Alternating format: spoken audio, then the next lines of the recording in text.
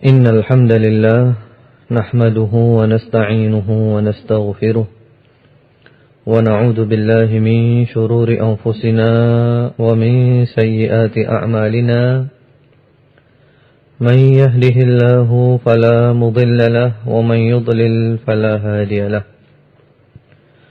وأشهد أن لا إله إلا الله وحده لا شريك له وأشهد أن محمدا عبده ورسوله صلى الله عليه وعلى آله وسلم تسليما كثيرا أما بعد ربنا هب لنا من أزواجنا وذرياتنا قرة أعين واجعلنا للمتقين إماما. Ya Rabb kami, karuniakanlah kepada kami daripada istri-istri dan anak-anak kami sebagai permata hati kami. Ya Rabb kami, jadikanlah kami imam, pemimpin orang-orang yang bertakwa. Allahumma amin. Para pendengar setia Radio Dakwah Islamiyah dimanapun Anda berada, semoga cinta, ridha dan kasih sayang Allah subhanahu wa ta'ala selalu menyertai Anda dimanapun Anda berada. InsyaAllah pendidikan anak dalam Islam pada pagi hari ini akan diangkat topik tentang dasar-dasar kejiwaan yang berpengaruh pada jiwa seorang anak. Bagaimana kita bisa membentuk jiwa anak itu menjadi jiwa yang baik? Apa saja yang perlu dilakukan oleh para orang tua atau para pendidik agar menjadikan jiwa anaknya tumbuh menjadi jiwa yang baik, menjadi jiwa yang positif, yang diharapkan oleh agama Allah subhanahu wa ta'ala dan juga oleh manusia pada umumnya. Yang lalu telah dibahas tentang pentingnya menemani anak. Menemani anak kemana-mana sesuai dengan kehidupan anak itu.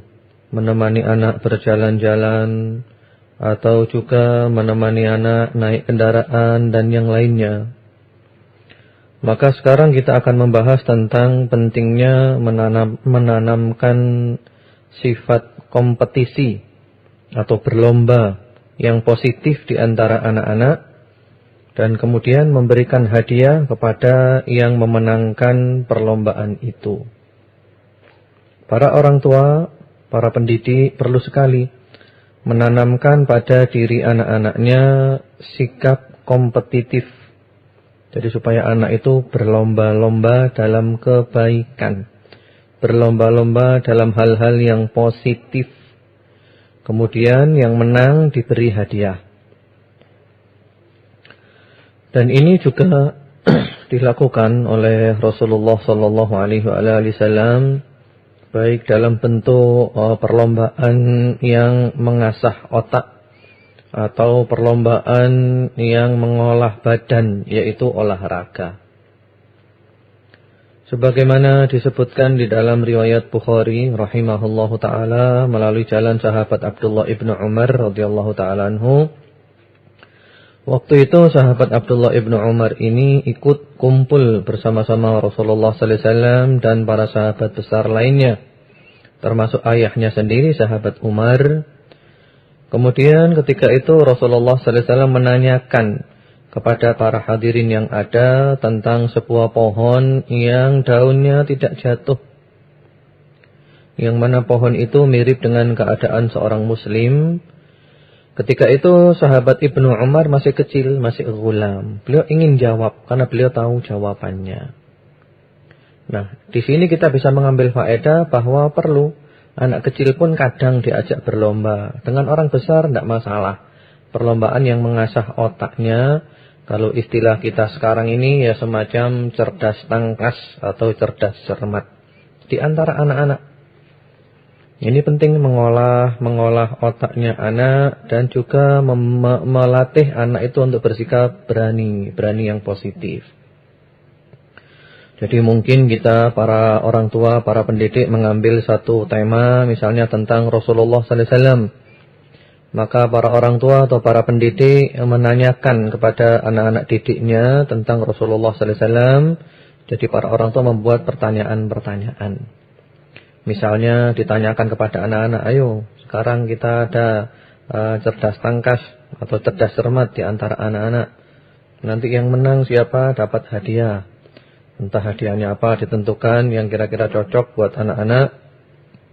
Lalu mulailah orang tua atau pendidik itu tanya kepada anak-anak, siapa nama nabi kita? Nah, lalu mereka rebutan, Nabi Muhammad, Nabi Muhammad. Ya. Siapa nama ayahnya Nabi Muhammad? Namanya Abdullah, Abdullah. Ya, atau yang bisa jawab apa ngangkat tangan gitu. Kemudian siapa nama kakeknya? Abdul Muthalib.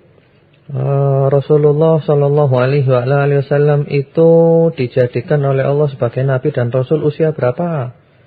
Lalu mereka rebutan jawab, saya berapa? 40 tahun. Nah, itu bagus sekali. Sehingga anak itu terlatih untuk diasah otaknya dan juga semakin mengenal nabinya Muhammad sallallahu alaihi wasallam. Itu ketika kita mengangkat tema tentang Rasulullah Muhammad sallallahu alaihi wasallam.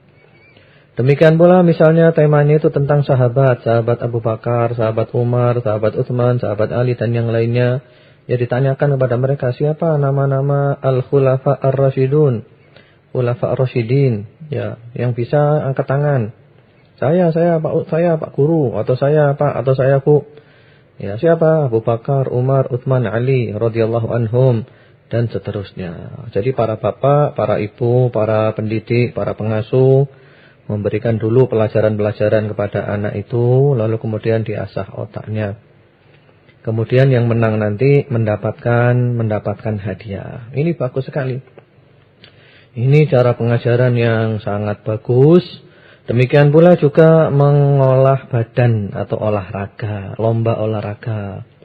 Misalnya anak-anak diajak, ayo perlai lomba lari misalnya, yang menang nanti dapat hadiah ini. Atau mungkin juga orang tuanya ikut dengan bapaknya, ayo coba lomba lari sama saya. Atau lomba renang sama saya, kalau ada kolam renang yang islami. Mudah-mudahan di Malang ini akan segera ada kolam renang yang islami, yang tidak campur laki perempuan dan sesuai dengan kaidah syariat Islam. Ini juga dilakukan oleh Rasulullah sallallahu alaihi wasallam. Ketika itu Rasulullah sallallahu alaihi wasallam berada di depan sana, lalu beliau mengajak 3 sepupunya untuk berlomba di antara mereka, yaitu anak-anak dari paman Rasulullah sallallahu alaihi wasallam yang bernama Abbas. Yaitu anaknya bernama Abdullah, Ubaidullah dan Quthair. Jadi ada yang bernama Abdullah ibnu Abbas, Ubaidullah ibnu Abbas dan Quthair ibnu Abbas. 3 anak ini oleh Rasulullah diatur barisannya rapi, lalu Rasulullah berada di depan sana, disuruh lari. Ayo siapa yang paling cepat lari kepadaku? Man sabaqa ilayya falahu kada wa kada. Siapa yang lebih cepat sampainya kepadaku, dia mendapat hadiah ini dan itu. Lalu ketiga anak tadi lari cepat-cepatan sampai kepada Rasulullah sallallahu alaihi wasallam. Kemudian setelah sampai kepada Rasulullah, ada yang bergantungan di punggung beliau, ada yang di dada beliau. Lalu beliau Rasulullah sallallahu alaihi wasallam mencium mereka dan merangkul mereka semuanya. Nah, ini positif, olahraga untuk melatih kesehatan anak, untuk menguatkan anggota tubuh anak. Jadi ini perlu ditanamkan kepada anak-anak sifat kompetisi, saling berlomba-lomba yang positif. Kemudian yang menang diberikan hadiah. Dan ini perlu dilakukan sekali-kali, mungkin seminggu sekali atau berapa waktu sekali, sehingga menimbulkan pada jiwa anak itu semangat. Semangat, mereka merasa dihargai, kemudian juga timbul atau tumbuh pikiran-pikiran mereka. Juga diberi hadiah-hadiah itu sangat baik, mereka merasa dihargai dengan hadiah-hadiah itu. Sekalian juga adanya kompetisi seperti ini menjadikan anak itu timbul dalam dirinya jiwa kebersamaan. Karena yang namanya perlombaan itu kan bersama-sama. Jadi timbul jiwa kebersamaan. Sehingga anak itu tidak jauh dari sifat egois, sifat ananiah, egois, mau menangnya sendiri. Dan dengan pemahaman anak-anak tentang jiwa kebersamaan ini, maka anak pun akan lebih paham kehidupan. Jadi lomba ini mengajarkan kepada anak supaya paham kehidupan. Bahwa orang hidup itu ada kalanya sukses, ada kalanya gagal. Demikian pula orang hidup itu ada kalanya dia bisa menjawab, ada kalanya dia tidak bisa menjawab, ada kalanya benar, ada kalanya salah, dan seterusnya. Itulah kehidupan. Jadi ini penting sekali pembahasan kita yang pertama menanamkan sifat kompetisi di antara anak-anak yang positif dan kemudian diberikan hadiah bagi pemenangnya. Kemudian yang tidak kalah pentingnya pula untuk membentuk jiwa positif anak-anak yaitu memberikan support, memberikan motivasi kepada anak-anak. Jadi para orang tua dan para pendidik ini selalu harus memotivasi anak-anak, mensupport anak-anak, memacu semangat dan keberanian anak-anak. Supaya nanti anak-anak itu tidak timbul menjadi anak yang minder. Supaya dia punya hati yang besar, jiwa yang besar. Seperti kisah tadi itu, ketika sahabat Abdullah ibnu Umar masih kecil, kumpul bersama-sama Rasulullah SAW dan para sahabatnya. Ketika Rasulullah SAW menanyakan suatu masalah, kemudian sahabat ibnu Umar yang kecil ini sebenarnya tahu jawabannya, cuman nggak berani jawab karena sungkan. Sungkan, di sana ada yang lebih tua, ada ayahnya, ada sahabat Abu Bakar, dan ada sahabat yang lain. Setelah selesai pertemuan itu, lalu sang anak ini, Abdullah ibnu Umar yang masih kecil, berkata kepada ayahnya, "Ya abata, waqa'a fi nafsi an-nakhla." Wahai ayah, saya tadi sebenarnya tahu jawabannya. Jawabannya itu adalah pohon kurma. Lalu kata ayahnya, "Ma mana'aka an taqulaha? Lau kunta qultuha kana habba ilayya min kada wa kada." Wahai putraku, kenapa kamu tadi tidak mengatakannya? Kalau sekiranya kamu tadi mengatakannya, itu sangat aku sukai. Nah, ini motivasi. Jadi motivasi kepada anaknya. Kenapa kamu tadi tidak mengatakan, nggak jawab tadi? Kalau seandainya kamu jawab tadi, aku sangat suka sekali kalau kamu jawab. Wah, motivasi. Jadi supaya anaknya nggak minder. Tapi ternyata sang anak ini punya alasan. Kenapa dia tidak menjawab saat itu? Yaitu alasannya anaknya, "Ma mana'ani illa anni lam araka wala Abu Bakar takallamtu ma fakarihtu." Iya. Yang membuatku enggak mau jawab tadi itu wahai ayah, karena aku tadi lihat ayah dan juga sahabat Abu Bakar enggak berbicara, maka aku enggak suka mendahului ayah dan juga para sahabat yang lainnya yang lebih tua dari saya. Jadi ini alasannya, alasan yang bisa diterima. Jadi khawatir nanti punya sikap yang kurang sopan. Tapi ayahnya memotivasi, enggak apa-apa itu. Itu tidak ada hubungannya dengan dengan tidak sopan atau sopan, enggak ada. Tapi kamu harus jawab. Kamu tahu jawabannya, kamu jawab, dimotivasi. Jadi itu bukan termasuk adab yang buruk, enggak apa-apa. Ini penting sekali. Dihormati anak-anak, diberi motivasi, diberi support supaya berani menghilangkan sifat minder pada diri anak-anak itu. Demikian pula ada suatu kisah yang sangat menarik yang diriwayatkan oleh Ibnul Mubarak dalam kitabnya Kitab Az-Zuhd, yaitu melalui jalan sahabat Umar Ibnul Khattab radhiyallahu taala anhu. Ketika itu sahabat Umar bertanya kepada para sahabat yang ada tentang tafsir daripada surat Al-Baqarah ayat 266.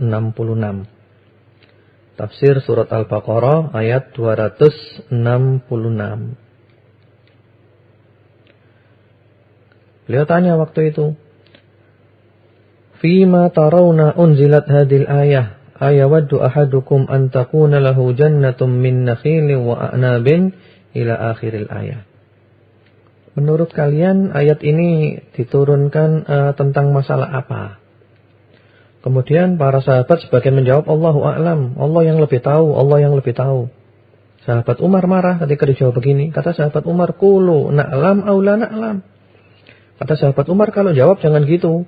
Kalau jawab itu Kalau tahu, kamu bilang tahu. Kalau nggak tahu, kamu bilang nggak tahu. Jangan ngambang gitu. Jangan bilang Allahu a'lam. Kalau tahu, bilang saya tahu, kamu jawab. Kalau nggak tahu, bilang nggak tahu. Terus terang aja. Lalu sahabat Ibnu Abbas radhiyallahu taala anhu waktu itu masih kecil, beliau mengatakan fi nafsi minha syai'un ya Amirul Mukminin. Wahai Amirul Mukminin, dalam diriku ada sesuatu. Sepertinya aku bisa menjawab pertanyaan itu, aku mengetahuinya. Lalu kata sahabat Umar, "Qul ya bna akhi wa la tuhaqqir nafsak." Wahai anak saudaraku, maksudnya ini anak muda ya. Wahai anak muda, wahai anak, katakan, jangan kamu meremehkan dirimu. Wahai anak, katakan, jangan kamu meremehkan dirimu.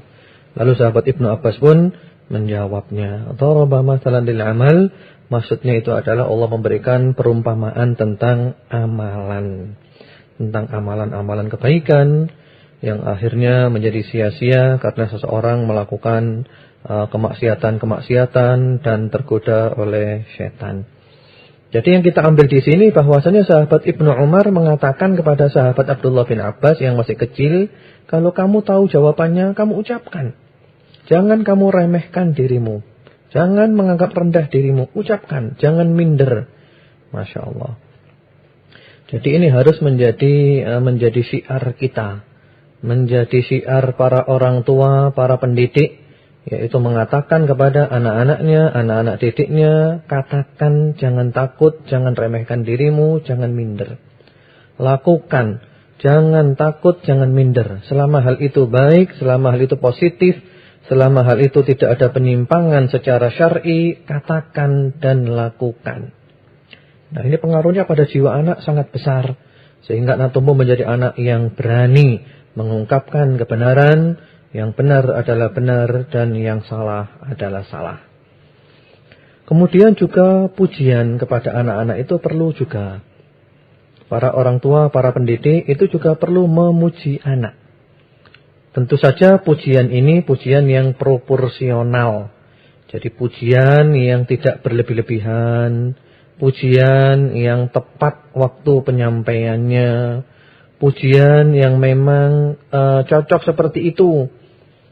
Dan pujian yang tidak dikhawatirkan akan membuat anak itu rusak. Pujian yang bisa memotivasi anak itu untuk istiqomah. Ini perlu pujian-pujian seperti ini. Karena memang anak kecil itu suka dengan dipuji. Tentu saja pujian yang telah disebutkan tadi. Sebagaimana Rasulullah Muhammad sallallahu alaihi wasallam ketika itu beliau memuji sahabat Abdullah ibnu Umar. Yang mana sahabat Abdullah ibnu Umar waktu itu masih ghulaman syaban, masih anak muda sekali, muda belia. Masih anak muda sekali. Rasulullah sallallahu alaihi wasallam mengatakan kepada sahabat Abdullah ibnu Umar ini, "Ni'mar rajuli Abdullah, lau kana yusalli minal lail." Orang yang terbaik adalah Abdullah kalau sekiranya dia salat pada malam hari. Jadi ini pujian kepada sahabat Abdullah bin Umar. Jadi orang yang paling baik itu adalah Abdullah bin Umar kalau seandainya dia itu salat pada waktu malam hari. Ternyata setelah mendengar ini dari Rasulullah sallallahu alaihi wasallam, fakana ba'du la yanamu minal laili illa qalila. Setelah mendengar pujian yang seperti ini, beliau kalau malam tidak tidur kecuali sedikit. Jadi beliau tidak ingin menyalahi yang telah diucapkan oleh Rasulullah sallallahu alaihi wasallam. Wahai Abdullah bin Umar, kamu adalah orang terbaik kalau sekiranya kamu salat malam. Maka ini menjadikan motivasi yang luar biasa pada diri sahabat Abdullah bin Umar. Sehingga beliau tidak pernah meninggalkan salat malam. Tiap malam salat malam. Dan tidak tidur kecuali sedikit saja.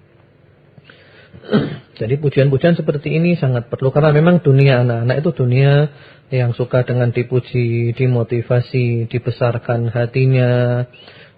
Dihindarkan dari kekerasan-kekerasan yang menjadikannya nanti minder. Dan segala macam jenisnya. Pujian-pujian yang layak, yang tepat, yang tidak berlebih-lebihan, itu akan mendatangkan buah di kemudian hari, cepat ataupun lambat. Kemudian juga para pendengar yang beriman rahimakumullah dimanapun Anda berada, semoga Allah mencintai, meridhoi dan selalu mencurahkan kasih sayangnya kepada Anda semuanya. Ketika kita para orang tua atau para pendidik sedang berada dengan anak-anak didik kita, maka kita para orang tua ini juga perlu bercanda dengan mereka dan sekaligus kita menjadi kecil seperti mereka.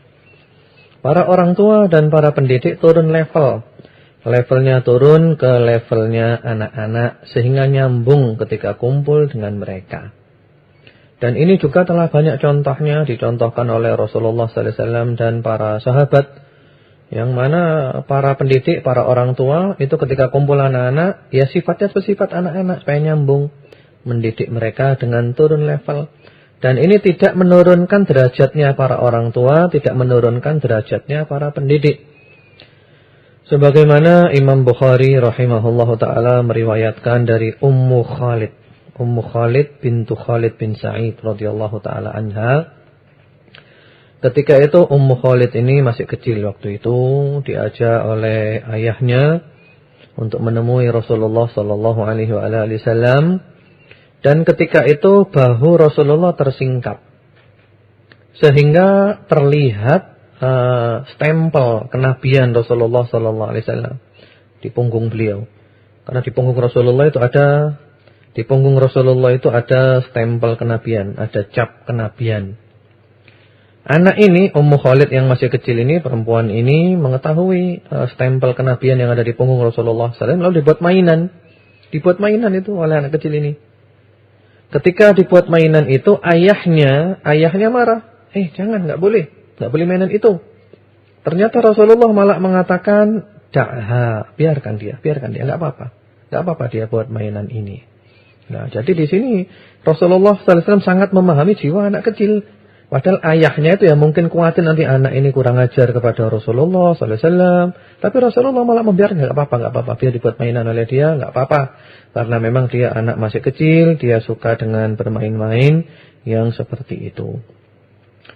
Kemudian juga di dalam riwayat yang lainnya, riwayat Ibnu Hibban dalam sahihnya, melalui jalan sahabat Abu Hurairah radhiyallahu ta'ala anhu. Ketika itu Rasulullah SAW bercanda dengan cucunya yang bernama Al-Hasan bin Ali radhiyallahu ta'ala anhu. Rasulullah bercanda dengan cucunya ini. Bagaimana candanya? Yaitu Rasulullah itu yudli'u lisanahu. Rasulullah itu menjulurkan lidahnya. Jadi bercanda dengan mempermainkan lidah di hadapan sang cucu ini. Menjulurkan lidahnya sehingga kelihatan lidahnya merah itu. Lalu cucunya ini senang sekali. Diajak bercanda dengan mempermainkan lidah itu. Bagaimana kita kadang ya dengan anak kecil kita permainkan lidah kita.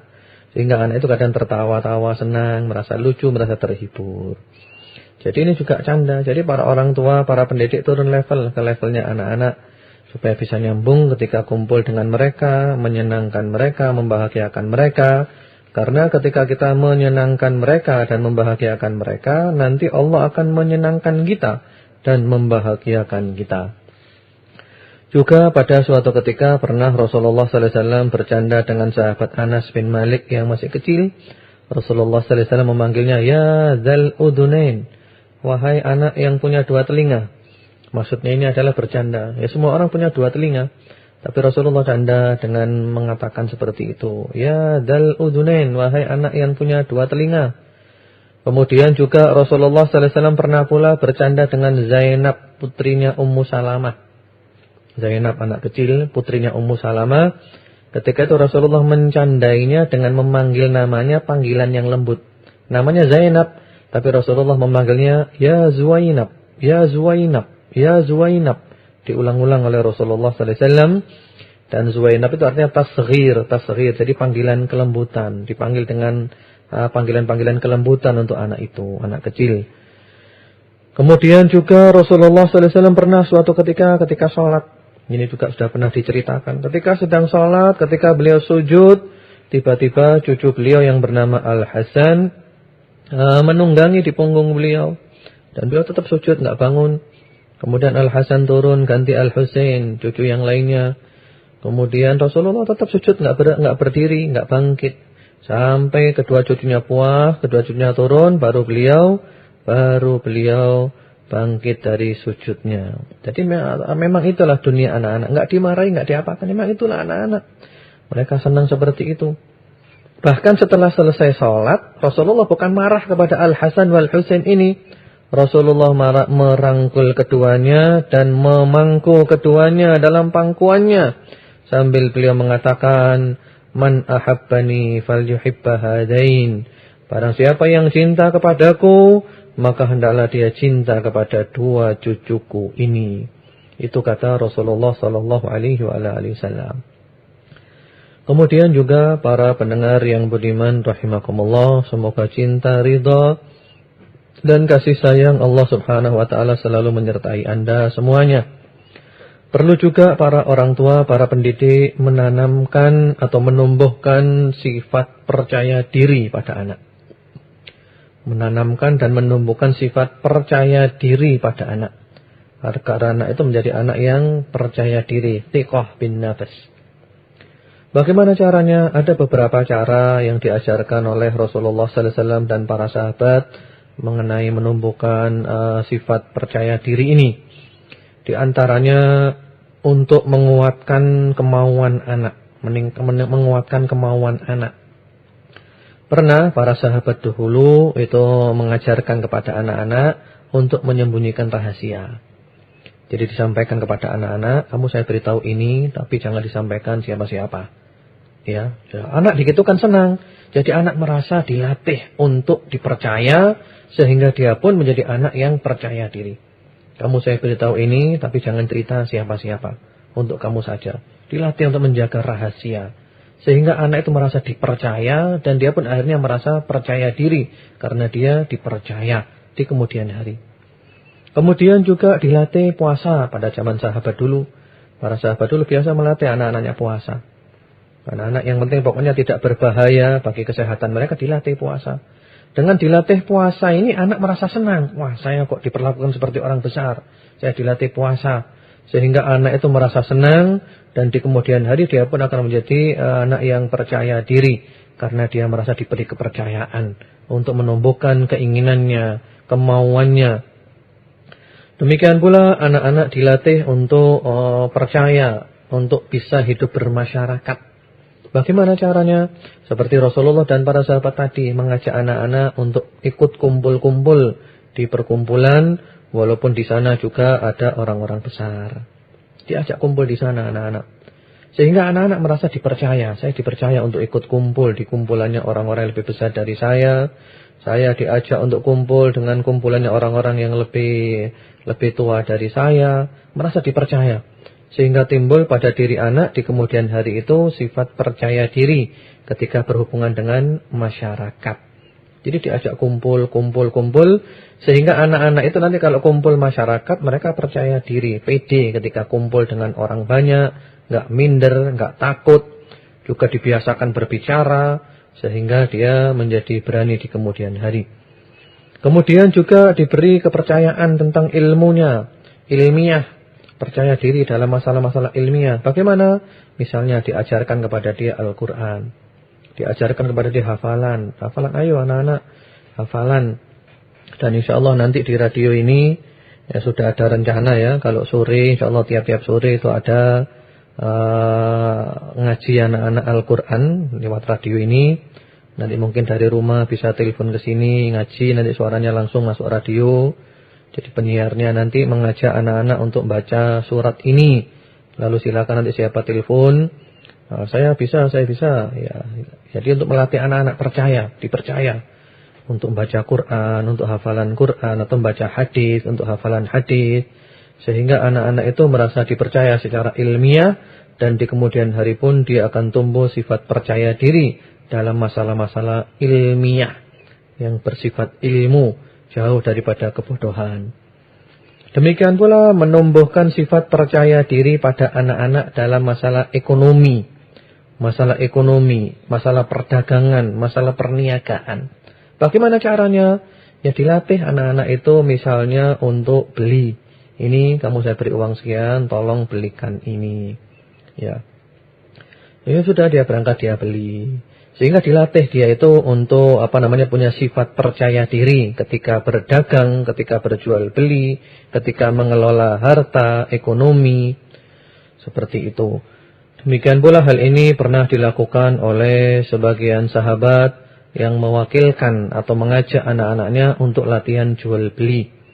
Untuk latihan jual beli sehingga tumbuh dalam diri anak-anak sifat yakin, percaya diri. Ketika di kemudian hari dia harus melakukan transaksi jual beli atau mengelola perekonomian. Kemudian juga para pendengar setia Radio Dakwah Islamiyah dimanapun Anda berada, semoga Allah mencintai dan meridhai Anda. Semoga kasih sayang Allah Subhanahu wa Ta'ala selalu terlimpah kepada Anda semuanya dimanapun Anda berada. Juga perlu untuk menumbuhkan jiwa positif pada anak, para orang tua, para pendidik memanggil anak-anak dengan panggilan-panggilan yang baik, panggilan-panggilan yang penuh dengan kelemah lembutan. Dipanggil dengan panggilan yang baik yang penuh dengan kelemah lembutan. Sebagaimana Rasulullah SAW itu memanggil sahabat anak kecil dengan ya Aba Umair, ma fa'alan Nughair, wahai Abu Umair. Itu kalau istilah di kalangan orang Arab itu panggilan kelembutan, wahai Abu Umair.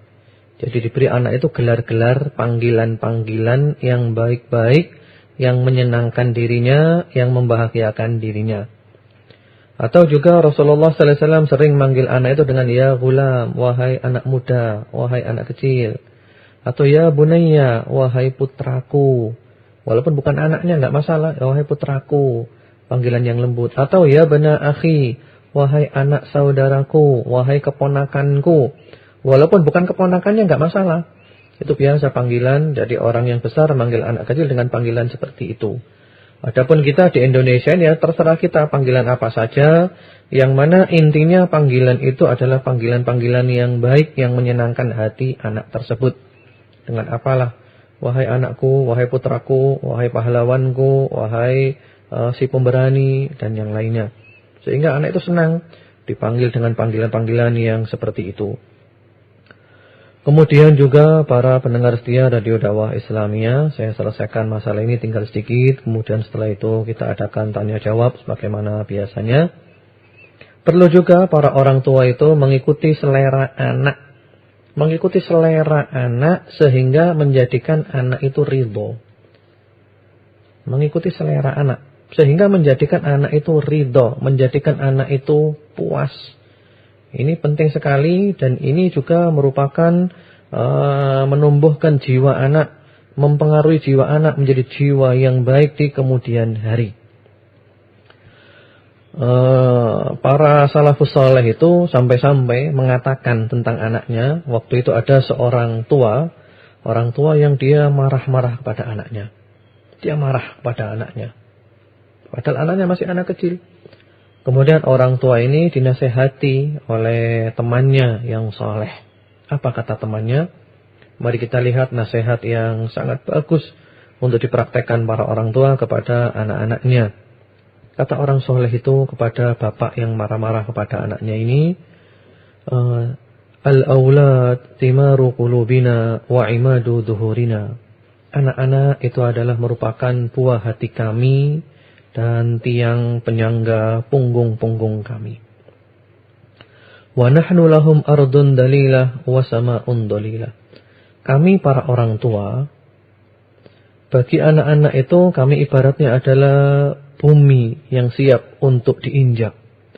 Dan kami bagi anak-anak menjadi langit yang siap untuk memberi kenaungan kepada mereka. Wa bihim nasulu ala kulli jalilah. Dan demi anak-anak pun kami siap untuk melakukan apa saja, bahkan perang sekalipun, demi membela anak-anak. Fa'idha talabu fa'atihim. Kalau anak-anak meminta sesuatu, beri permintaan mereka. Wa in ghadibu fa'ardihim. Kalau anak-anak itu marah, maka carilah ridho mereka. Jadikan anak-anak itu ridho untuk tidak marah. Fayamnahunaka wuddahum wa yuhibbuka juhdahum. Maka anak-anak nanti akan cinta kepadamu. Akan berupaya untuk memberikan usahanya kepadamu, wahai para orang tua. Wala takun alihim thaqlan thaqilan. Janganlah kamu menjadi beban yang berat bagi anak-anakmu. Janganlah orang tua menjadi beban yang seakan-akan memberatkan orang anaknya. Fayumillu hayatak. Karena nanti anak-anak akan bosan dengan kehidupan orang tua. Waduh, orang tua saya kok gini, membosankan akhirnya. Nanti anak-anak bosan dengan orang tuanya. Yang mana kalau anak sudah bosan dengan orang tuanya, wa yawaddu wafatak wa yakrahu kurbak. Kalau anak sudah bosan dengan kehidupan orang tuanya, maka otomatis anak ini ingin supaya orang tuanya segera wafat. Kepingin orang tuanya segera mati. Karena dianggap orang tuanya menyulitkan. Apalagi juga nanti anak itu tidak suka mendekat orang tuanya, maunya menjauh. Jadi ini kata-kata yang sangat indah. Dan orang tua yang tadi marah-marah kepada anaknya, setelah mendengar nasihat ini, langsung dipanggil anaknya, dia minta maaf, dicium, dipeluk anaknya itu. Kemudian orang soleh yang memberikan nasihat tadi diberikan hadiah yang cukup banyak, karena telah menyadarkan dia akan sikapnya yang keliru kepada anak-anaknya. Jadi penting kita mengikuti keinginan anak. Yang penting pokoknya tidak menyimpang dari syariat. Yang penting adalah positif, tidak mengarah kepada negatif. Menjadikan anak ridho, menjadikan anak senang. Karena kalau kita menyenangkan orang, menyenangkan anak, nanti Allah akan menyenangkan kita. Kita membuat ridho anak, nanti Allah akan ridho kepada kita. Jadi kita siap segala-galanya demi anak kita. Yang penting mereka bahagia, mereka senang, mereka damai, mereka selamat di dunia dan di akhirat. Para orang tua, itu adalah kewajiban kita, itu adalah tugas kita. Bukan memberatkan mereka, bukan memberikan beban mereka, bukan membuat mereka bosan. Karena kalau sudah anak itu tidak senang dengan orang tuanya, nanti repot. Nanti anak itu tidak senang di rumah, senang di luar rumah. Terus di luar rumah nanti. Dan anak kalau sudah sering di luar rumah, nggak senang di rumah, bahaya lagi nanti. Kumpul siapa di luar rumah? Temannya baik atau tidak baik? Tapi coba kalau orang tuanya itu menyenangkan, enak, lembut, halus, merangkul, menyayangi, nanti anak-anak senang dengan orang tuanya, nggak bosan. Jadi kalau sudah bosan nanti payah. Nanti anak itu kepingin orang tuanya segera mati, dianggap ngerepoti aja ini. Nggak mau dekat, ketemu orang tuanya menjauh. Nah, seperti itu. Jadi Islam ini agama yang sangat lengkap. Semuanya telah dijelaskan secara lengkap dan mendetail. Kemudian juga para pendengar setia Radio Dakwah Islamiyah dimanapun Anda berada, semoga cinta, ridho dan kasih sayang Allah SWT selalu menyertai Anda dimanapun Anda berada. Untuk menanamkan jiwa positif, menumbuhkan jiwa positif pada anak-anak itu juga perlu pengulangan-pengulangan dalam mendidik. Jadi para orang tua, para pendidik perlu mengulang-ulang. Sesuatu itu diulang-ulang. Karena namanya saja anak. Namanya saja itu anak. Dia gampang lupa, gampang lalai, gampang kurang perhatian. Jadi perlu diingatkan terus. Sampai-sampai penanya malaikat saja itu diangkat, tidak nulis anak. Jadi anak itu enggak ditulis. Tidak tertulis amalan-amalannya, yang kalau berbuat salah enggak ditulis. Kenapa? Karena dia masih kecil. Rufi'al qalam. Jadi pena diangkat dari mereka. Anis sobi hatta yahtalim. Dari anak kecil sampai anak itu balik. Karena apa? Karena anak kecil suka lupa, suka lalai. Jadi perlu diingatkan terus. Diulang-ulang, jangan pernah bosan. Diulang. Nanti insya Allah pengulangan ini di kemudian hari akan membawa hasil. Mari kita lihat satu contoh dan satu faedah besar dari sebuah hadis Rasulullah SAW. Hadis yang sudah sering dibawakan tentang perintah sholat untuk anak-anak. Tapi mari kita lihat dari sisi lain. Kita lihat dari sudut pandang lain. Yaitu sabda Rasulullah SAW, muru auladakum bis-salah wa hum abna'u 7 sinin, wadribuhum 'alaiha wa hum abna'u 10 sinin. Perintahkan anak-anakmu untuk sholat ketika mereka berusia 7 tahun. Dan pukullah mereka untuk sholat ketika mereka berusia 10 tahun. Ini sudah sering kita bawakan ya. Tapi sekarang kita lihat dari sudut pandang lain. Kita memerintahkan anak-anak sholat ketika umur 7. Dan baru diperbolehkan mukul anak ketika anak umur 10. Kita lihat sekarang. Rentang waktu antara umur 7 dan umur 10. Kita lihat di sana ada rentang waktu 3 tahun. Berarti apa maksudnya di sini? Berarti di sini ini para orang tua itu selalu mengingatkan anaknya. Selalu memerintahkan anaknya untuk sholat selama 3 tahun. 3 tahun, perintahkan anakmu sholat, perintahkan sholat, perintahkan sholat, terus selama 3 tahun. 3 tahun, berapa kali kita merintahkan anak kita sholat? Nggak bisa dihitung banyaknya. Sampai 3 tahun, usia 10, baru kalau nggak mau sholat, dipukul. Subhanallah. Jadi diingatkan terus anak itu. Mari coba kita hitung sekarang. Kalau kita mengingatkan anak itu selama 3 tahun, mengingatkan sholat. Sholat itu 1 hari kan 5 kali. Berarti ketika anak usia 7 tahun, para orang tua, para pendidik mengingatkan anaknya untuk sholat 5 kali sehari. 5 kali sehari. 1 tahun ada 365 hari. Berarti 5 dikali 365. Ya. Kemudian dikali 3 tahun, berarti dikali lagi 3.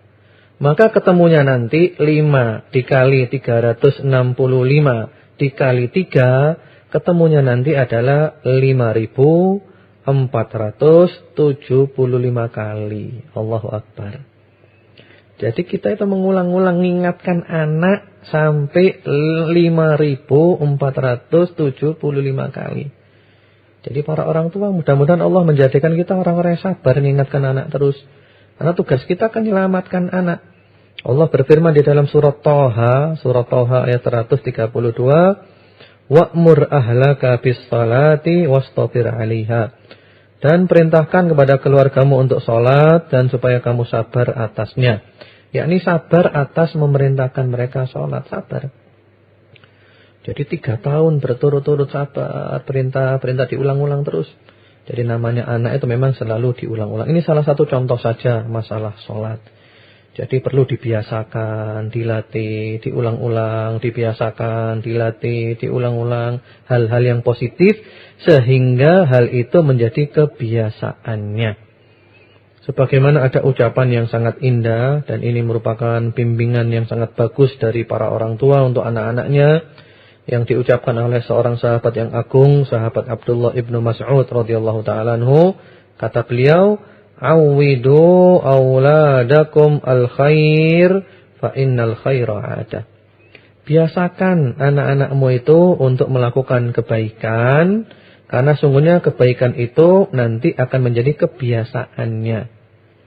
Jadi kita dibiasakan berbuat baik, dibiasakan berbuat baik, dibiasakan berbuat baik. Nah nanti akhirnya kebaikan itu menjadi kebiasaan dia. Sudah biasa selalu berbuat baik di kemudian hari.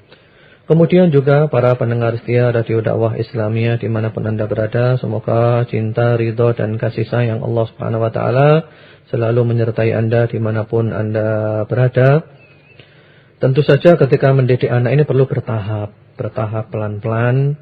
Mari kita lihat hadis yang tadi. Itu tahapan-tahapannya. Tahapan yang sangat indah. Muru auladakum bis-shalah wa hum abna'u 7 sinin wadribuhum 'alaiha wa hum abna'u 10 sinin.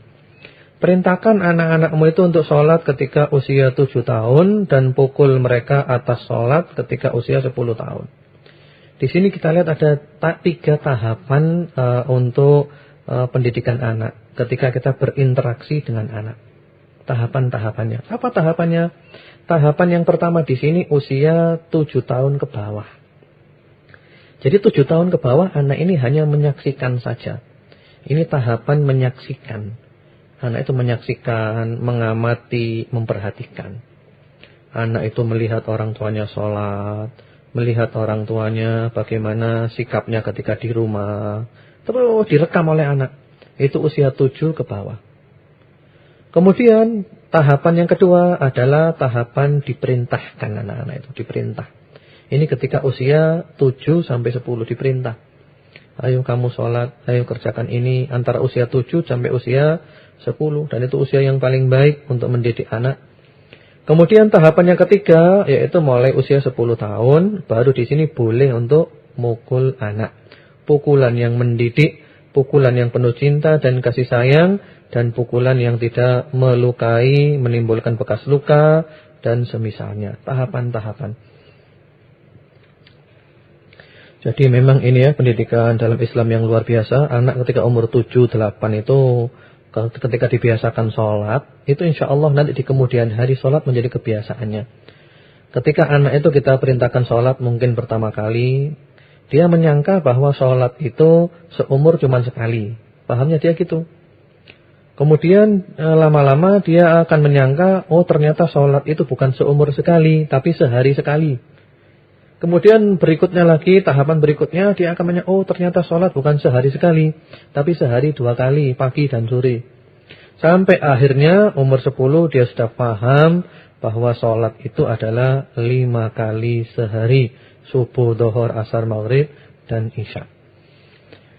Kemudian yang terakhir, para pendengar setia Radio Dakwah Islamiyah, dimanapun Anda berada, semoga cinta, ridha, dan kasih sayang Allah Subhanahu Wa Taala, yaitu menimbulkan pada diri anak itu diberi at-targhib wa tarhib, diberi iming-imingan dan diberi ditakut-takuti. Ini perlu. Jadi anak diberi iming-imingan dan juga ditakut-takuti. Ini perlu. Seperti apa misalnya? Seperti misalnya ya, contoh yang paling gampang aja. Anak itu diajarkan tauhid. Tauhid. Tentang pentingnya tauhid, la ilaha illallah, mengesahkan Allah. Kamu kalau nanti mengesahkan Allah, kamu akan hidup ini bahagia. Hidupmu akan mendapat ridha Allah, akan senang, kamu akan masuk ke dalam syurga, kamu akan mendapat ketentraman, terus. Ini namanya at-targhib, yaitu diiming-iming, dimotivasi. Kemudian kebalikannya juga perlu ditarhib, ditakut-takuti. Nanti kalau kamu syirik menyekutukan Allah, dampaknya nanti Allah akan murka kepadamu, hidupmu gak akan bahagia, bahkan kamu nanti akan masuk neraka, dan seterusnya. Ini perlu juga kepada anak-anak. Nanti akan direkam oleh akal mereka, dan di kemudian hari mereka insya Allah akan mengamalkan apa yang telah kita tanamkan pada waktu kecilnya itu. Kemudian juga misalnya diberi anak itu motivasi untuk berbakti kepada kedua orang tuanya. Birrul walidain. Bagaimana keutamaan birrul walidain, berbakti kepada kedua orang tua. Apa keuntungan mereka kalau berbakti kepada kedua orang tuanya, terus diceritakan. Demikian pula ditakut-takuti. Takut-takuti bagaimana hukuman orang yang durhaka kepada kedua orang tuanya. Apa yang mereka dapatkan. Betapa kehidupan mereka itu tidak akan bahagia. Dan seterusnya. Jadi cara ini adalah cara yang bagus juga kepada anak-anak. Yaitu cara at-targhib wa tarhib. Memberikan iming-imingan dan memberikan ketakut-takutan. Itu juga tentang surga, tentang neraka dan yang lain. Tapi bukan ditakut-takut sampai anak menjadi ketakutan, menjadi minder, bukan. Tapi ini motivasi supaya dia berbuat baik, supaya dia meninggalkan perbuatan yang buruk. Ya, mungkin ini materi kita pada pagi hari ini yang sangat panjang sampai hampir 1 jam. Mungkin ada pertanyaan yang sudah masuk, ya kita jawab dulu sampai jam 11 nanti insyaallah. Alhamdulillahirabbil alamin. Demikian tadi telah dijelaskan dan dipaparkan dengan sedemikian jelas oleh Ustaz tentang bagaimana kita mengasah jiwa dan mental anak sehingga mereka menjadi generasi yang robbani yang kita harapkan sesuai dengan keinginan agama Islam. Silakan bagi para pendengar setia yang memiliki pertanyaan dikirimkan melalui SMS 081 233 053 687. Dan tentunya kami akan menjawab yang sesuai dengan tema kali ini. Ada pertanyaan yang pertama. Assalamualaikum Ustaz. Jikalau lomba tilawah Al-Quran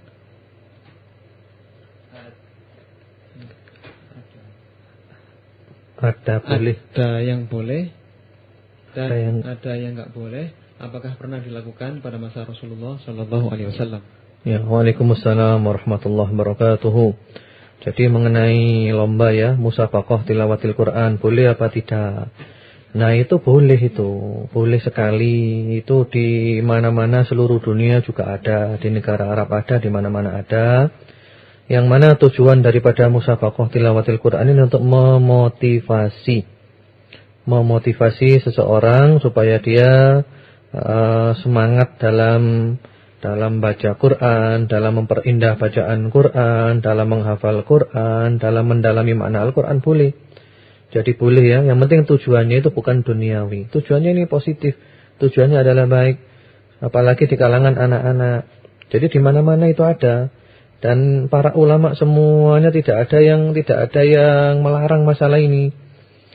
Tentu saja tata cara mengadakannya itu diupayakan yang syar'i, tidak ada penimbangan-penimbangan syar'i. Karena mereka membawa nama besar Al-Quran, maka hidup mereka pun diusahakan juga sesuai dengan tata cara kehidupan Al-Quran, begitu. Jadi lomba tilawah Quran itu tidak apa-apa, boleh itu motivasi ya, motivasi supaya orang menghafal Quran, baca Quran dengan baik, memahami Quran dan yang lainnya. Jadi boleh itu dilakukan dan tidak ada ulama yang melarangnya, kecuali kalau dalam penyelenggaraan itu ada penimbangan-penimbangan yang syar'i. Selanjutnya, Assalamualaikum warahmatullahi wabarakatuh. Ustaz yang sangat dicintai karena Allah, yang saya cintai karena Allah, saya mempunyai adik keponakan yang sangat pemalu. Kalau ada tamu suka sembunyi dan selalu diam kalau ditanya orang. Kedua orang tuanya sangat sibuk dengan pekerjaan dan saya yang mengurusnya. Mohon nasihat Ustaz, terima kasih. Ya. Waalaikumsalam warahmatullahi wabarakatuh. Ahabbakalladzi ahbabtani fi. Semoga Allah mencintai Anda sebagaimana Anda mencintai saya karena Allah Subhanahu wa taala. Jadi beliau ini punya adik keponakan yang sangat pemalu. Kalau ada tamu sembunyi, diam aja kalau ditanya orang. Sementara orang tuanya cenderung sibuk dengan pekerjaannya. Bagaimana caranya? Ya di sini dicari dulu sebabnya. Kenapa dia kok sampai seperti itu? Mungkin dulu-dulu kurang dibesarkan hatinya, kurang diperhatikan, kurang dibiasakan untuk memberanikan diri berbicara dan yang lainnya. Kalau memang sebabnya begitu, maka Anda mulai dari sekarang untuk membesarkan hatinya, memotivasinya agar berani berbicara di depan orang. Kemudian juga dan dilatih untuk misalnya di depan orang kita coba tanya kepada dia untuk dia menjawabnya. Dan ini tentu butuh tahap-tahapan. Sehingga anak itu menjadi anak yang berani, mindernya hilang. Jadi penting sekali ya. Jadi dari pihak Anda sendiri, pendidik ini, mendidik keponakannya. Bagaimana dihilangkan sifat malunya dengan membiasakan diri kepada dia untuk berani berbicara. Diajak ketemu orang. Nah, mungkin pertamanya malu biasa. Nanti kedua, ketiga, keempat, lama-lama tidak menjadi pemalu lagi. Yang penting dari kita adalah upaya-upaya. Kemudian juga sekaligus doa kepada Allah Subhanahu wa taala karena doa itu juga mempunyai kekuatan. Selanjutnya, Assalamualaikum warahmatullahi wabarakatuh. Ustaz, saya mau tanya tentang bayi tabung. Apakah itu baik atau tidak? Ya, Waalaikumsalam warahmatullahi wabarakatuh. Jadi mengenai bayi tabung itu telah dijelaskan oleh para ulama. Bayi tabung itu ada banyak macam-macamnya. Tapi yang diperbolehkan secara syar'i cuman satu. Jadi macamnya itu banyak. Yang diperbolehkan secara syar'i cuman satu. Apa itu? Yaitu sperma dari suami, ovum dari istri. Suami istri yang sah. Kemudian rahim yang dipakai adalah rahim istri tersebut. Jadi mungkin pembuahannya di luar, tapi kemudian dimasukkan ke dalam rahim istrinya ini. Tidak apa-apa, ini boleh. Adapun cara-cara yang lainnya, sperma milik suami, sementara ovum milik wanita lain, ini tidak boleh. Atau ovum milik istri, spermanya dari milik laki-laki lain, ini tidak boleh. Nanti anaknya tidak jelas, anaknya siapa. Atau mungkin ovum dan sperma dari suami istri, tapi pinjam rahimnya orang lain, ini juga nggak boleh. Jadi banyak ya, caranya itu banyak macam-macam, cuman yang diperbolehkan hanya satu, sperma dan ovum dari suami istri yang sah. Dan rahim yang dipakai juga rahimnya istri tersebut yang sah itu. Sehingga jelas nasab anaknya. Karena dulu pernah terjadi di Amerika itu seorang nenek melahirkan cucunya. Karena dia punya anak perempuannya itu nggak bisa mengandung, entah rahimnya ada kelainan atau yang lainnya. Lalu anak perempuannya itu diambil ovumnya, kemudian juga suaminya, diambil spermanya, diadakan pembuahan, lalu dipinjam rahim neneknya. Sehingga yang hamil neneknya. Sehingga nenek ini melahirkan cucunya sendiri. Jadi yang lahir itu cucunya. Nah, itu nanti bingung nanti nasabnya. Bagaimana nasabnya anak tersebut? Assalamualaikum Ustaz. Bila anak-anak dididik untuk hidup bermasyarakat, lalu bagaimana jika lingkungan rumah kami adalah lingkungan orang-orang awam, belum berjilbab dan seterusnya? Jazakumullah khairan katsiran. Ya, waalaikumsalam warahmatullahi wabarakatuh. Jadi tadi kan supaya anak-anak itu dilatih hidup bermasyarakat. Bagaimana kalau lingkungan masyarakatnya enggak islami, orang awam? Loh, itu enggak apa-apa. Jadi belajar itu bukan dari yang baik, dari yang buruk. Yang baik dipelajari untuk diamalkan, yang buruk dipelajari untuk ditinggalkan. Jadi masalah ini perlu bimbingan orang tua. Jadi diberi bimbingan anak-anak itu bahwa ini enggak berjilbab ini menurut syariat ini dilarang. Jadi nanti wahai anakku, kamu jangan meniru seperti mereka. Itu yang buruk dari mereka dan kamu tinggalkan. Ini yang baik dari mereka kamu kerjakan. Nah, jadi kehidupan ini pelajaran semuanya. Yang baik pelajaran, yang buruk pelajaran. Yang baik untuk diamalkan, yang buruk untuk dihindarkan. Jadi perlu bimbingan orang tua itu. Kalau di TV itu ada istilah BO, bimbingan orang tua. Seperti itu. Assalamualaikum warahmatullahi wabarakatuh. Ustadz yang dicintai Allah Subhanahu wa taala, saya punya keponakan perempuan 3 tahun, suka bicara kasar pada kakaknya dan menyanyi lagu pada kakeknya dan menyanyi lagu orang-orang dewasa atau cinta-cinta. Ini bagaimana? Terima kasih. Ya, waalaikumsalam warahmatullahi wabarakatuh. Jadi ini dari Mbak Uki ya. Ahabbakalladzi ahbabtani fi. Semoga Allah mencintai Anda juga. Jadi beliau punya keponakan perempuan usia 3 tahun, tapi suka bicara kasar pada kakeknya. Suka nyanyi lagu orang dewasa. Lagu cinta, lagu ini, lagu itu, macam-macam ya. Seperti anak sekarang lah. Kecil-kecil lagunya lagu-lagu orang dewasa. Lagu-lagu pacaran dan yang lainnya. Terus bagaimana solusinya? Pertama-tama ya kita menyadari ya, dia usia 3 tahun. 3 tahun itu memang tidak ngerti apa-apa. Terus terang saja. 3 tahun itu masih belum ngerti apa-apa. Dibilangnya masih belum nyambung umur 3 tahun itu. Karena memang ya dia memang belum ngerti. Hanya tugas kita hanya untuk mengarahkan aja pelan-pelan. Soal dia ngikuti nggak masalah. Karena memang dia umur 3 tahun nggak ngerti apa-apa. Maka dari itu Rasulullah sholat aja mulai disuruh umur 7. Jadi di bawah 7 berarti masih sulit untuk diajak, diperintah dan yang lainnya. Yang penting sekarang kita hindari anak itu daripada mendengarkan hal-hal yang nanti akan menimbulkan sifat buruk pada dirinya. Jadi misalnya lagu-lagu diusahakan supaya dihindarkan. Jangan sampai dia mendengar lagu-lagu. Karena anak sekarang kecil-kecil itu mungkin dengar di rumah tetangga atau yang lainnya dengar lagu, tahu-tahu pulang sudah nyanyi. Iya, lagu yang sekarang paling banyak itu ketemu pacaran dengan temannya dan yang lainnya. Itu dihindarkan. Kita cari ini dari mana dengar lagu ini. Kemudian nanti kita hindari, nggak boleh ke sana lagi, nanti diperkenalkan lagu. Atau mungkin orang yang punya rumah sana diberitahu, tolong kalau anak saya ke sini nanti, jangan jangan diajari nyanyi, begitu. Nggak apa-apa, terus terang. Ini masalah agama. Jadi memang usia 3 tahun itu belum ngerti apa-apa, tapi nggak apa-apa. Kita berusaha memberikan pemahaman terus, berikan pemahaman. Karena dia itu kadang seandainya orang tua mungkin marah mukul dia nggak ngerti apa makna pukulan ini. Kadang dipukul dia malah minta tambah lagi, pukul lagi. Dia nggak ngerti soalnya. Jadi seperti itu, jadi butuh kesabaran. Yang penting juga dihindarkan, mendengarkan lagu-lagu, khawatir nanti ditiru. Dia nggak ngerti, dia niru aja. Dia nggak tahu cinta itu apa, nggak tahu. Yang penting pokok lagunya lagu cinta, ya mengikut lagu cinta. Kalau seandainya didengarkan Al-Quran, ya dia nanti akan baca Quran, akan ngaji. Kemudian mengenai bicara kasar kepada kakek, itu paling enak kalau mau tidur, diajari aja pelan-pelan. Ya kisahnya para nabi dulu itu, mereka itu baik sama kakeknya. Mereka tidak mencaci maki kakeknya. Allah cinta kepada dia, pada mereka. Terus gitu aja. Seperti itu. Ya. Assalamualaikum Pak Kiai. Saya ingin tema ini sering-sering diputar karena banyak yang belum mendengar dan saya mau merekamnya. Syukran katsira. Wassalamualaikum. Ya, waalaikumsalam warahmatullahi wabarakatuh. Amin atas dukungannya. Jadi insyaallah nanti tema ini mudah-mudahan sering-sering diputar dan mudah-mudahan insyaallah banyak manfaatnya bagi semuanya. Dan kami juga mohon doa supaya istiqamah sampai seterusnya, sampai berjumpa dengan Allah Subhanahu wa taala. Allahumma amin. Assalamualaikum. Bagaimana kalau anak kecil berkata kotor? Bolehkah dimarahi?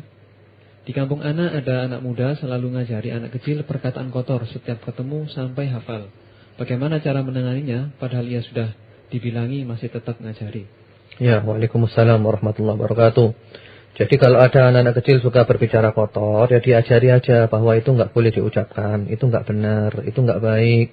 Kalau kamu nanti mengucapkan itu, kamu nanti akan misalnya nanti Allah marah sama kamu loh. Nanti kamu bisa masuk neraka begitu. Insya Allah mudah-mudahan anak itu mau dengar. Kemudian kalau ternyata di sebuah kampung ada anak yang suka ngajari anak-anak kecil berkata kotor. Nah ini provokator ini perlu dipegang. Dibilangi aja itu, tolong jangan ngajari anak-anak perkataan kotor seperti itu. Kalau dia tetap ngajari juga, laporkan ke RT. Dan mudah-mudahan RT itu berfungsi dengan baik untuk ngatur ngatur masyarakat.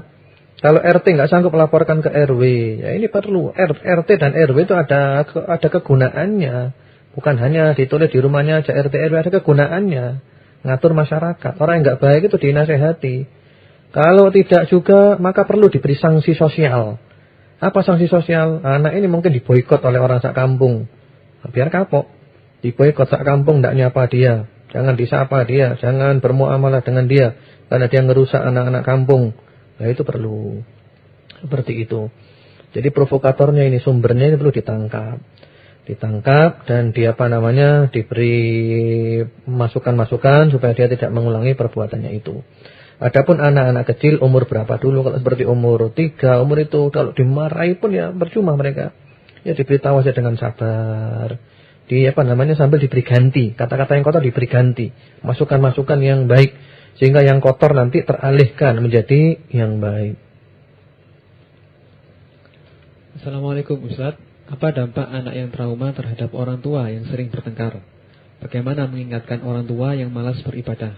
Jazakumullah khairan. Ya, waalaikumsalam warahmatullahi wabarakatuh. Nah ini juga dampaknya buruk sekali. Jadi orang tua itu seandainya harus bertengkar, maka usahakan jangan di depan anak-anak. Di depan anak-anak itu yang mesra, tunjukkan kemesraan, tunjukkan kebersamaan. Sehingga anak itu lihat, Masya Allah, bapak dan ibu ini, abi dan umi mesra, rukun. Sehingga anak senang. Jadi kalau seandainya mau marah-marah, jangan di depannya anak. Nanti aja kalau tidak ada anak.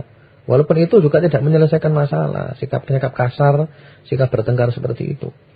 Karena anak nanti akan kecewa kepada orang tuanya. Kalau lihat orang tuanya marah. Mungkin ya bapaknya suka marah kepada ibunya. Nanti anak ini benci kepada bapak. Bapak ini apa sih? Kok ibu dimarahi terus? Atau mungkin sebaliknya, ibunya yang cerewet.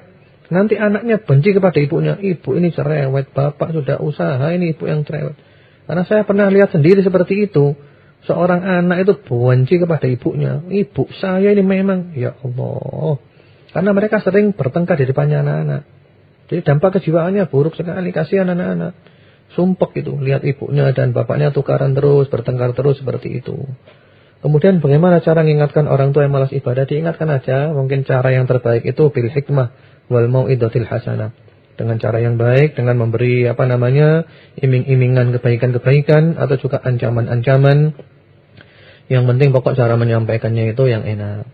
Bahwa bapak atau ibu nanti kalau melakukan ini akan mendapatkan ini dan itu, kehidupan yang baik dunia akhirat. Kalau tidak nanti akan sengsara dunia akhirat dan seterusnya. Seperti itu. Atau juga kalau tidak bisa maka perlu dialog. Ada apa masalahnya ini kok sampai seperti ini? Itu namanya mujadalah billati hiya ahsan.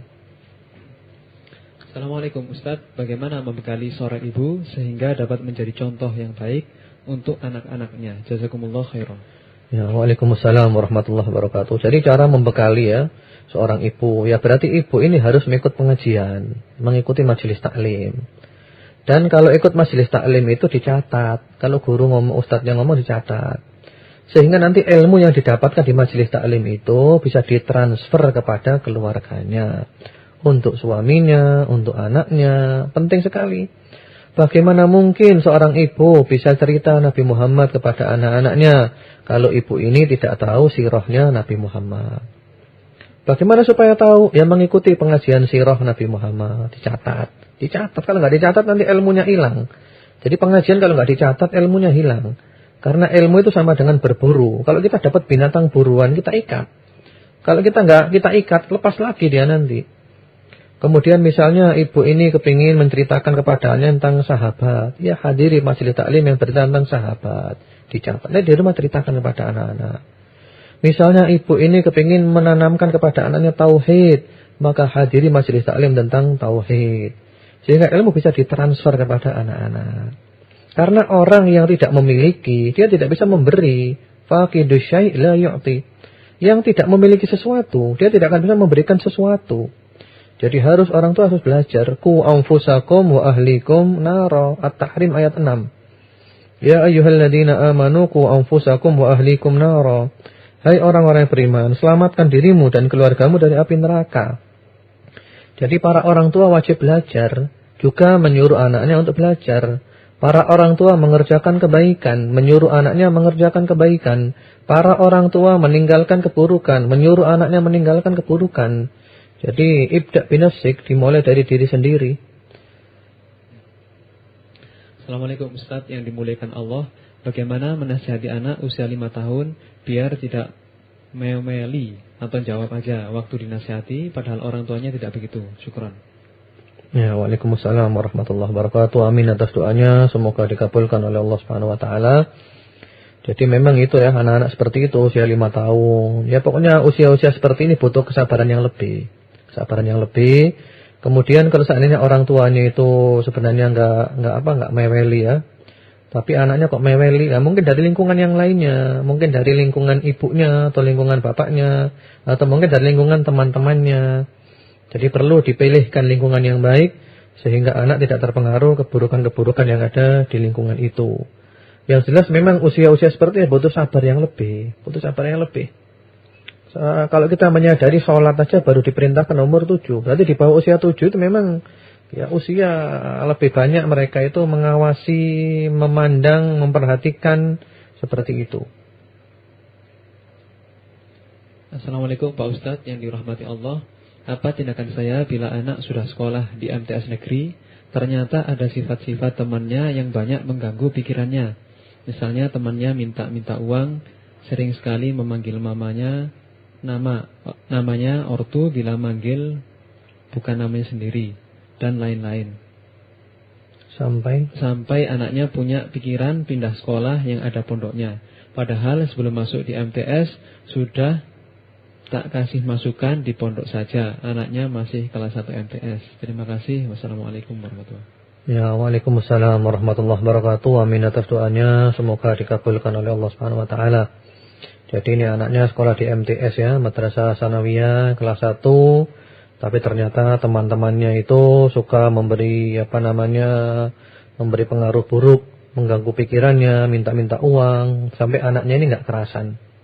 Apalagi juga suka menjelek-jelekan nama orang tua, minta pindah sekolah. Sebenarnya masalahnya bukan pindah sekolah. Karena yang namanya teman tidak baik di mana-mana ada.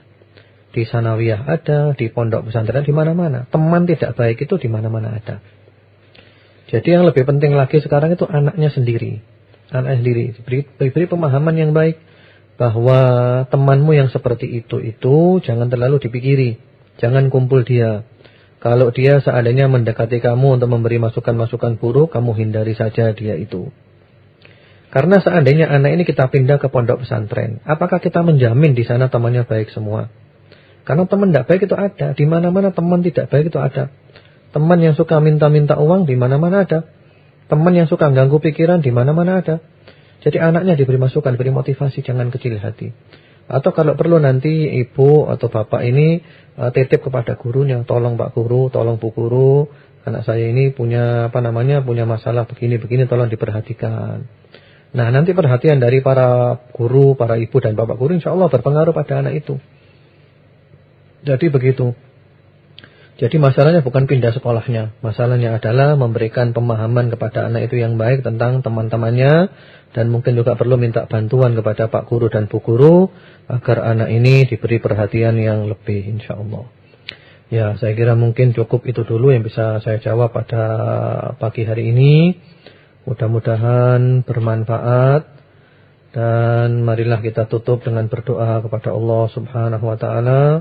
Semoga Allah Subhanahu wa ta'ala mendengarkan doa-doa kita. Bismillahirrahmanirrahim. Alhamdulillah Rabbil Alamin. Allahumma salli ala Muhammad wa ala ali Muhammad wa sallim tasliman katsira. Allahumma ihfaz auladana, Allahumma ihfazhum wa la tadurrahum. Allahumma ihfazhum min kulli su'in wa baliyah. Allahumma arzuqhum as-sihhah wal 'afiyah wa thabat wal istiqamah. Allahumma shfihim wa 'afihim. Allahumma hdihim ila siratikal mustaqim. Allahumma ij'alhum muti'ina lak wa li rasulik waj'alhum barrina lil walidain wasilina lil arham. Ya Allah, puja dan puji kami panjatkan hanya kepadamu. Curahkan salawat dan salamu kepada Nabi Muhammad dan kepada keluarga Nabi Muhammad. Ya Allah, wahai yang maha menjaga, wahai yang maha memelihara, jaga dan peliharalah anak-anak kami dari segala yang membahayakan mereka, dari segala bencana yang hendak menimpa mereka. Jagalah mereka, lindungilah mereka, jadikanlah mereka sehat, walafiat, selamat dan sejahtera. Berikan kepada mereka maafmu, keselamatanmu, kesejahteraanmu, dan jadikan mereka teguh, istiqamah dan tegar. Ya Allah, tunjukilah anak-anak kami ke jalan yang lurus. Jadikanlah mereka taat kepadamu, taat kepada Rasulmu. Jadikanlah mereka berbakti kepada kedua orang tua dan menyambung tali silaturahim. Ya Allah, jadikanlah anak-anak kami anak-anak yang berani menegakkan kebenaran, mengatakan yang hak adalah hak dan batil adalah batil. Jadikanlah mereka di atas kebenaran dan hindarilah mereka dari semua kebatilan. Allah nastaudi'uhumullah alladzi la tadi'u wadai'uh fallahu khairun hafidha wa huwa arhamur rahimin. Ya Allah, kami titipkan anak-anak kami kepadamu karena titipan-titipan kepadamu tidak akan sia-sia. Ya Allah, jagalah anak-anak kami, Engkau adalah sebaik-baik penjaga. Wahai yang maha penyayang di antara para penyayang, kumpulkanlah kami dengan anak-anak kami semuanya ya Allah di syurgamu nanti, di sisimu ya Allah, bersama-sama Rasulmu Muhammad sallallahu alaihi wa alihi wasallam. Allahumma inna nas'aluka husnal khatimah wa na'udzubika min su'il khatimah. Kami mohon kepadamu ya Allah husnul khatimah, akhir umur yang baik. Kami berlindung kepadamu daripada akhir umur yang buruk. Rabbana atina fid dunya hasanah wa fil akhirati hasanah wa qina adzabannar. Wa sallallahu ala nabiyyina Muhammadin wa ala alihi. Subhana rabbika rabbil izzati amma yasifun. Wa salamun alal mursalin walhamdulillahi rabbil alamin. Allahumma amin. Subhanakallahumma bihamdika asyhadu an la ilaha illa anta astaghfiruka wa atubu ilaik. Wassalamu alaikum warahmatullahi wabarakatuh.